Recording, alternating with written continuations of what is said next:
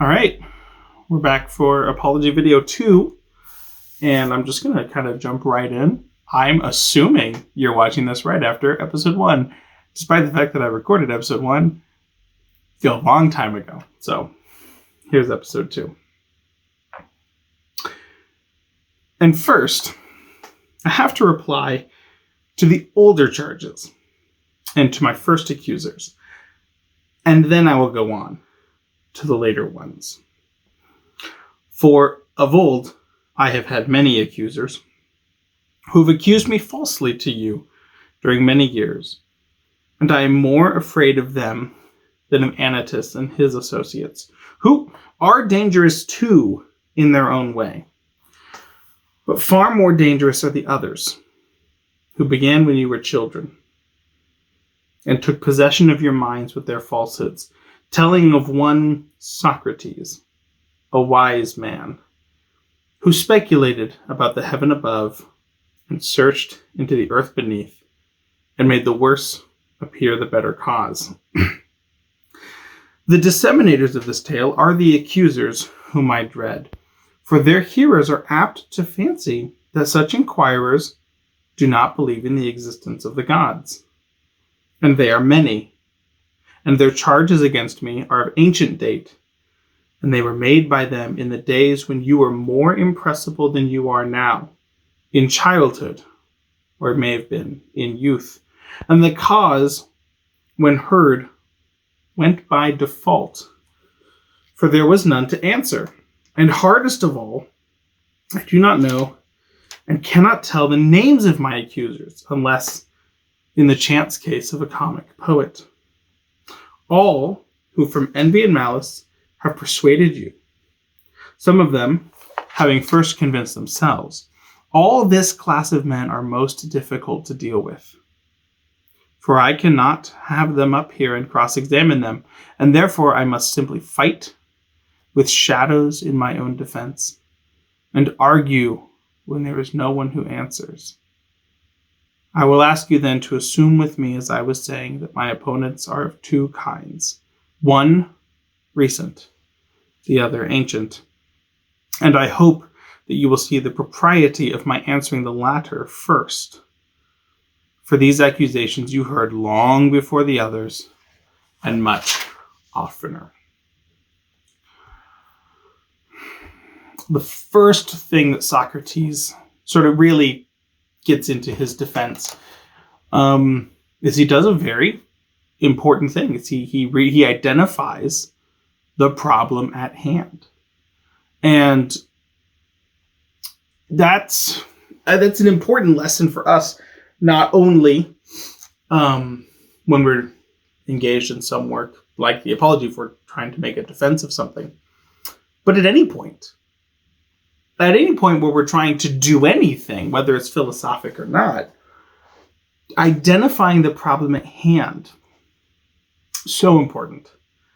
Because you can't solve a problem you don't know is the problem. Or if you try to solve one thing, thinking that it's the problem, when the problem is really another thing, then you don't solve the original problem, except maybe by accident. And you're at least possible to make it worse. And so it is good anytime we sit down to work through anything, whether it's building something or teaching something or cooking something or trying to think through an argument or proving something or any number of things. It's important to really nail down what's the real problem at hand.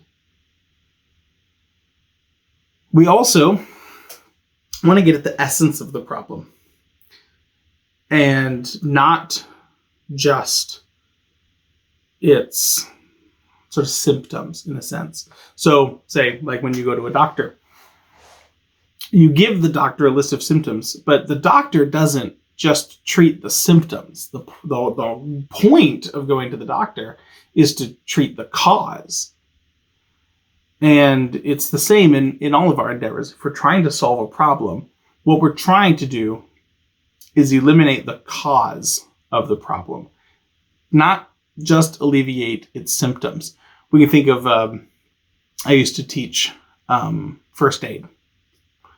And one of the important things to the mindset of first aid is that you're not fixing problems with first aid very often. The only things you're fixing the causes of in first aid are really very minor things. You're mostly just treating symptoms. Until, if something big happens, first aid is just getting symptoms under control until real help to solve the cause arrives. But if we think of something even small, like say someone gets a splinter, it hurts. Well, just taking pain medicine doesn't actually solve the problem. It just alleviates the symptoms. What you have to do is get the splinter out. Eventually. I mean, that's your real goal. And this scales all the way up. I work in education, and so if we're dealing, say I'm working with a student and they aren't getting something, they aren't able to get the right answer to or even a workable answer to something. I could just tell them the answer, and that would alleviate the symptom. They would then be able to write the correct answer on the paper. But not being able to write the correct answer on the paper is just symptom level. It really doesn't, it's not my job to alleviate symptoms. It's my job to root out the cause of this ignorance and to help the student to grow in such a way that they can produce the answer. In a sense that something deeper has grown and have been fixed isn't quite the words I'm trying to look for that, but something inside has been bettered such that by natural consequence, the symptoms order themselves correctly. But it's a deeper thing that's really been achieved. So to talk about maybe Socrates here, especially this, we talked earlier about supposition, let the speaker speak truly, let the judge decide justly. He brings up why that's going to be hard. Why such an obvious sentence might actually be really, really important to remember here. Because no one's walking into this courtroom without a presupposition. I mean, people walked into this courtroom assuming him guilty. You hear Socrates is put on trial for being a sophist, and everyone goes, yeah, that makes sense. Well, when Socrates is here saying, yeah, that's a problem. It's a problem that immediately made sense to you because that's not what I am. So why do you think that? And this passage is something that becomes so important, especially when we think about education. And we'll talk about the educating of children. It's so important to not teach them false things. And that seems obvious, but it's weirdly harder than it sounds to not teach false things. Describing the job of a teacher, it's not inaccurate to say a teacher's job is to make about 1,000 unprecedented decisions a day about how to handle a certain situation, how to answer a particular question, how to present a certain piece of information, how to drive a conversation in a certain direction. It's 1,000 gut checks a day and 1,000 decisions a day. And we're humans. You're not trying to make 1,000 decisions correctly. You're trying to get a good batting average. You're just trying your hardest, and then you're praying for forgiveness for all the ways that you absolutely did fail. Not just if I failed, but in the things that I did fail. And then hoping that the misconceptions that happen, whether your fault or not, hoping that someone raises their hand and asks about it so that you can address it. we're not mind readers. And that's actually something difficult in education, is I can't tell what my students actually think unless they honestly tell me what they actually think. And that's what assessment is all for. That's why we have quizzes and tests, is so that I can find out what my students have misunderstood and understood, so that I can then work with that information moving forward.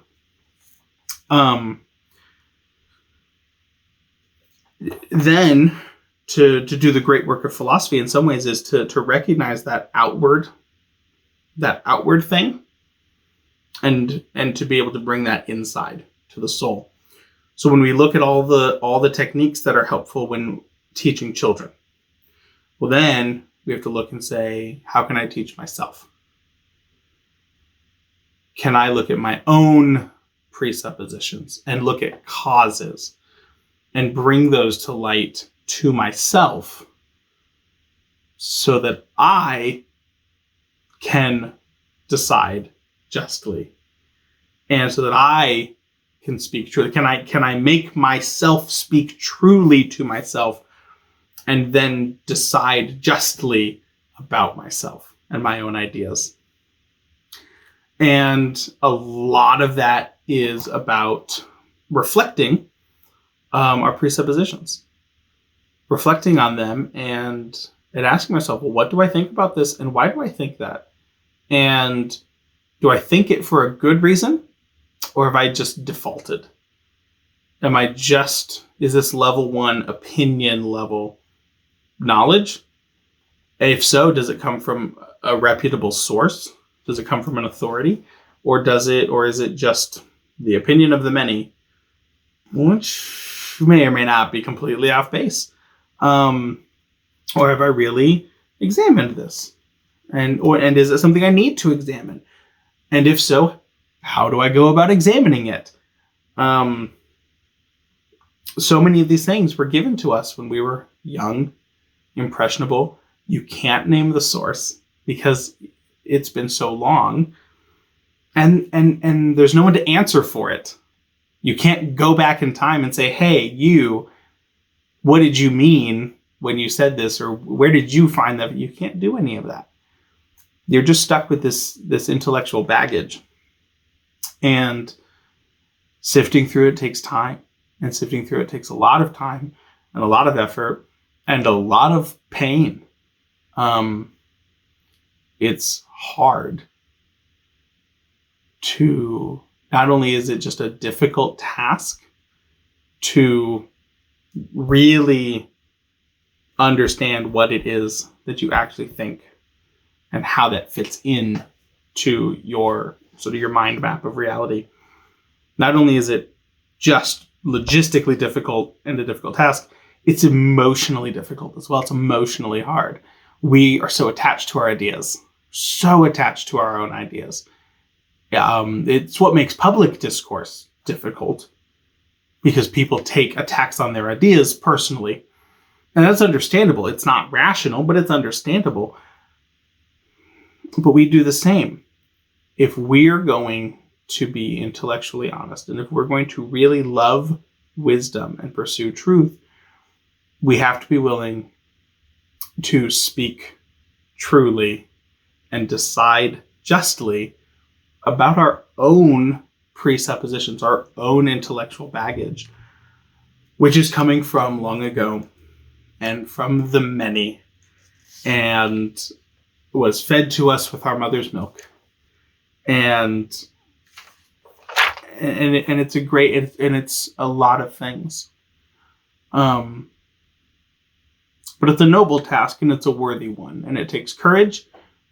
And so courage we must have to go forward and to examine, to do the great task of finding out who we really are and what we really think and what we're going to do about it.